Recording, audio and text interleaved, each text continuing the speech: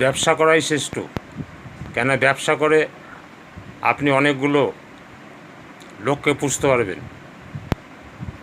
চাকরি করা মানে আপনি অন্যের পোষার আওতায় চলে গেলেন, আপনাকে অন্য লোক পুষবে।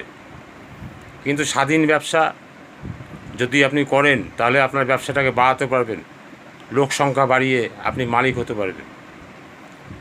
আপনার যদি মালিক হওয়ার স্বাদ থাকে তাহলে একটা ভালো দেখে ব্যবসা ফেদে বসুন, দেখবেন আপনি কত লোকের অন্ন যোগান দিচ্ছেন, কত লোকের সেবা করছেন এবং নিজেরও প্রফিট হচ্ছে, আপনারও উন্নতি হচ্ছে, অন্য লোকেরও উন্নতি করতে পারছেন।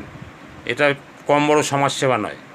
এই সমাজসেবাটা ওই জল দান করলাম আর ওই চাল দান করলাম হতে হবে না। এই সমাজসেবা বিরাট সমাজসেবা এবং এটা নেটওয়ার্ক যদি শেখা থাকে তাহলে ভালো পারবেন।